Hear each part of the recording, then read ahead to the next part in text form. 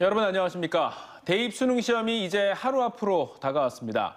대부분 백신 접종을 마친 수험생들이지만 여전히 감염의 불안감 속에 입시 부담까지 이겨내면서 시험을 치러야 합니다. 확진 학생 22명도 병원에서 응시해야 하고 위드 코로나 수능으로 전환은 됐지만 여전히 수험생들이 유의하면서 살펴볼 부분이 많습니다. 류재희 기자입니다. 수험생들은 오전에 각자 원서를 접수한 학교나 교육청에 들러 시험장에 반드시 갖고 가야 할 수험표를 배부받았습니다. 다 같이 최선을 다해서 좋은 결과 얻길 바랍니다. 우리 반 화이팅! 이어 오후엔 각 시험장에서 열린 예비 소집에 참가한 뒤 방역 작업 후 봉쇄된 시험실 위치를 확인했습니다. 수험표 받아보니까 떨리고 긴장되는 마음도 있는데 한편으로는 3년 동안 준비한 만큼 열심히 최선을 다해서 치고 오자는 마음입니다. 마무리 방역 작업이 진행된 시험실은 오늘부터 출입이 통제됐습니다. 내일 입실 직전 수험장 앞 후배들의 격려 응원은 올해도 금지입니다. 대신 선생님들과 선후배들의 동영상을 통한 응원 메시지가 이어졌습니다. 수험생들은 내일 아침 8시까지 수험장에 도착하는데 입실 전 발열 체크를 반드시 거쳐야 합니다. 고열이나 기침 증상이 있는 수험생들은 수험장 내에 마련된 이 같은 별도 시험실에서 개별적으로 응시해야 합니다. 확진자 응시생 22명과 자가격리 수험생들은 대전 성모병원과 신탄진고, 천안과 홍성의료원, 청수고에 따로 마련된 시험장에서 수능을 치르게 됩니다. 대전, 세종, 충남의 수능 응시생은 36,530여 명으로 지난해보다 소폭 늘었습니다. 수험생들은 시험장에서 마스크를 항상 착용해야 하고 비말 차단을 위한 책상 위 칸막이는 점심시간에만 잠시 설치됐다 철거됩니다. 식사도 교실에서 이루어지기 때문에 도시락과 물, 음료도 준비해야 합니다. 수험표와 신분증, 마스크를 지참하고 8시 10분까지 입시를 완료해야 합니다. 휴대전화 등 모든 전자기기는 반입이 금지되어 있으므로 1교시 시작 전에 감독관에게 제출해야 합니다. 이번 수능은 처음으로 문과, 이과가 통합돼 진행되고 4교시 한국사 답안지가 분리됐습니다. 또 탐구 1 선택 과목과 2 선택 과목 중에 본인이 선택한 과목 문제만 해당 시간에 풀어야 하며 동시에 볼 경우도 부정행위가 됩니다. 내일은 수능 추위 없이 비교적 포근한 날씨가 예상되지만 매시간 환기를 시키기 때문에 여러 겹의 옷이나 두꺼운 옷을 준비하는 게 좋습니다. 수능 성적은 오는 12월 10일 통지됩니다. TJB 류재일입니다. 요즘같이 밤낮으로 쌀쌀한 시기에 질병이나 술에 취해 집 밖에서 정신을 잃고 쓰러졌다간 생명까지 위협받기 십상이죠. 국내 연구진이 CCTV 화면을 분석해서 쓰러진 사람을 실시간으로 찾아내 구조에 활용할 수 있는 시각 인공지능 기술을 개발했습니다. 김진호 기자입니다.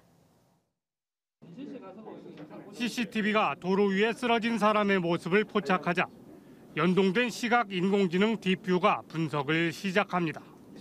화면 속 사람 몸체의 자세와 관절의 각도 등을 분석해 응급 상황이라는 결론이 나오자 곧바로 경보음을 내보냅니다. 시각 인공지능 딥뷰는 도심 지역에서 실신 등으로 쓰러진 사람을 실시간으로 찾아 신속 대응을 돕는 행동인식 기술입니다. 기술의 핵심은 사람의 행동을 몸체와 관절 수준에서 정확하게 인식할 수 있도록 설계한 딥러닝 학습입니다. 움직임을 하나씩 떼어 탐지하는 것이 아니라 관절의 위치와 자세 등 학습된 정보를 종합해 쓰러짐 여부를 판단하는 방식입니다. 16개의 키포인트를 통해 관절 정보를 입력하고 그리고 사람의 상태까지 같이 학습 데이터를 만들었습니다. 그런 데이터를 기반으로 저희가 학습을 해서 쓰러진 사람을 탐지하고 있습니다. 9만 건의 방대한 이미지와 행동 패턴을 학습시켰기 때문에 화면 20분의 1 크기의 작은 상황까지 찾아낼 정도로 정확도가 뛰어납니다. 요원 한 사람이 한꺼번에 CCTV 수백 대를 매의 눈으로 온종일 지켜봐야 하는 관제센터 입장에선 천군만마가 따로 없습니다. 관제사 1인당 약 한 390여 대의 CCTV를 관제를 하고 있습니다. 직접 우리 관제하면서 놓칠 수 있는 그런 사각지대를 좀 해소하는 데 많은 도움이 될 거라고 그렇게 기대를 하고 있습니다. 연구팀은 대전시와 협력해 이 기술에 대한 실증을 수행하는 동시에 데이터 보안을 통한 성능 고도화를 추진하기로 했습니다. TJB 김진호입니다. 충남 지역 초등학교 돌봄 전담사들이 하루 4시간에서 6시간 일하는 시간제에서 매일 8시간 일하는 상시 전일제 전환을 요구하며 총파업에 들어갈 예정으로 돌봄 공백이 우려됩니다. 전국학교 비정규직 연대회의는 오늘 충남교육청 앞에서 기자회견을 갖고 충남을 비롯한 14개 시도교육청이 현재 시간제인 돌봄 전담사의 상시 전일제 전환을 이행하지 않고 있다며 19일부터 파업에 나서겠다고 선언했습니다. 현재 돌봄 전담사는 충북교육청과 대전, 전남교육청 등에서 상시 전일제로 전환됐거나 추진 중이며 다른 14개 시도교육청은 시간제 운영을 고수하고 있습니다. 가로수 옆에 있던 경계석을 도로에 던져 지나던 오토바이 운전자를 숨지게 한 50대에 대해 구속영장이 신청됐습니다. 대전 둔산경찰서에 따르면 A씨는 지난 6일 새벽 1시쯤 서구 월평동의 인도를 걷다 별다른 이유 없이 왕복 4차로 도로 쪽으로 경계석을 던졌고 이에 걸려 넘어진 20대 오토바이 운전자가 숨졌습니다. 당시 술에 취해 있던 A씨는 사고가 난 줄 몰랐다고 경찰에 진술했습니다.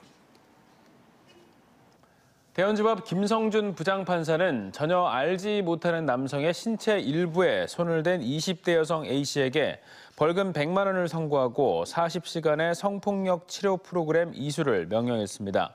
A씨는 지난 5월 말 새벽 대전 중구의 한 편의점에서 뒤에 있던 20대 남성의 위도단으로 손을 넣어 가슴을 만진 것으로 조사됐습니다.